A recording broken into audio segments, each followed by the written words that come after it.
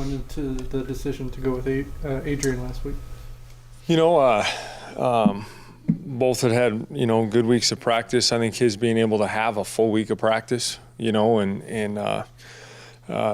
was chomping at the bit to go, and we're able to sit down towards the end of the week and thought that was how it was going to go, and was glad he was able to play and get out there and compete again, and was proud of him. How pleased were you with the way that he performed? I know the turnovers kind of came up. But. Yeah, no, I thought he played really. I thought he played well. Really made some big time plays in the pass game, and was able to extend some plays in and around the pocket that were big time for us. And that kept us, alive. Could tell I thought he was getting in a little more of a rhythm as the game went on. That was a good thing, knocking off, what ended up almost being 4 weeks, of getting back into the flow of things. But, no, I thought he did a great job and competed his butt off, and we just came up a little short. This will be a matchup of two top 20 rushing offenses, and you guys are 14th up there. What's been the key to success with the running attack this year, Tom?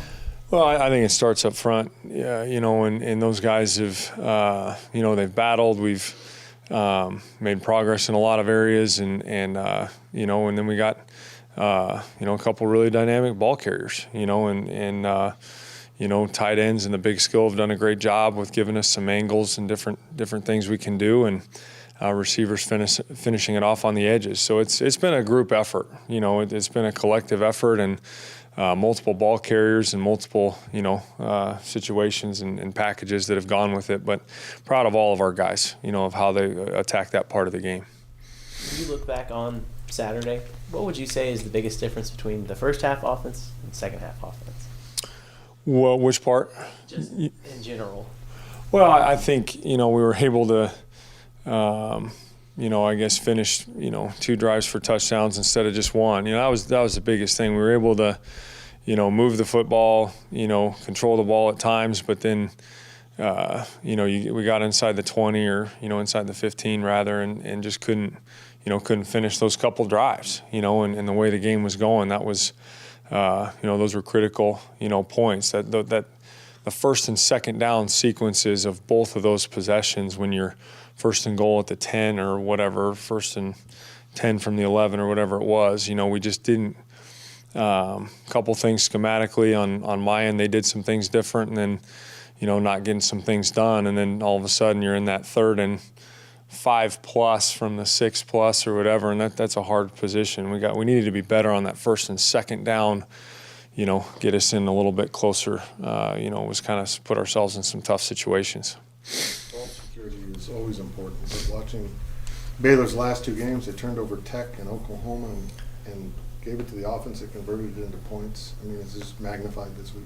Yeah, no, I mean, it's, you play good teams and you play close ball games, it's going to be the difference, and obviously they've been able to get those and make those plays, and they do a great job in a lot of their coverages and things to have, a lot of man principles in it. So they do a good job of playing tight coverage, and then they got some brackets and some robbers and things that are lurking, so if a tight man coverage ball gets tipped and, there's people around, that they've been able to bring it down. So it's going to be a great challenge for us.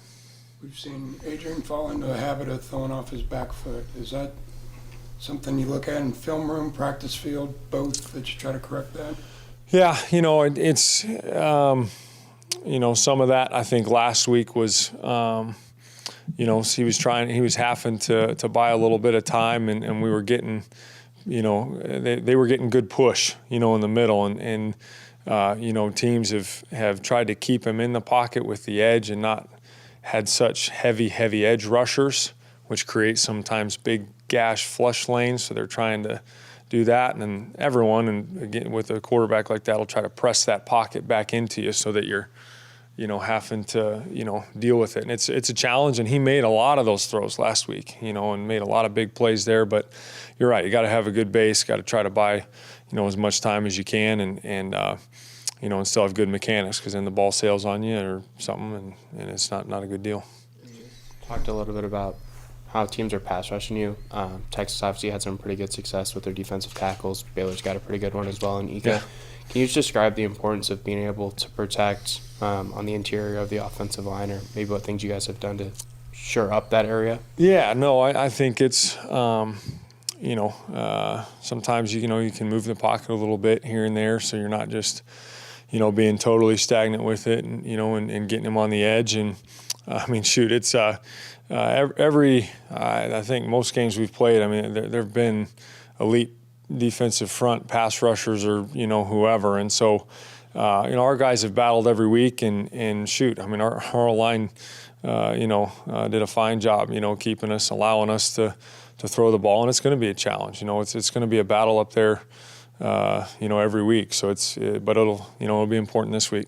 The last two guys against Texas were both a little on the chaotic side in hurry-up mode. What did you learn from that as an offensive coordinator that you can use next time you're in that situation? Yeah, I think, the first one you're down 2 scores. It's you gotta, with 3 timeouts, you gotta make sure that, you don't spin yourself out, and you make sure that, we're being careful and we got to get something, and so, you got to make sure you get points one way or another on that first one. And then, that second one, again, our guys were working hard, had to make some conversions and,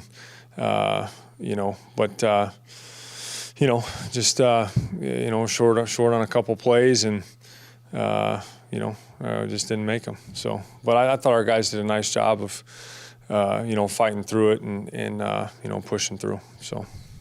When you look at the health of Adrian now, was there any hesitancy last week to maybe go with some design quarterback run? And where is he at now along with that? Is that maybe that's something you look at?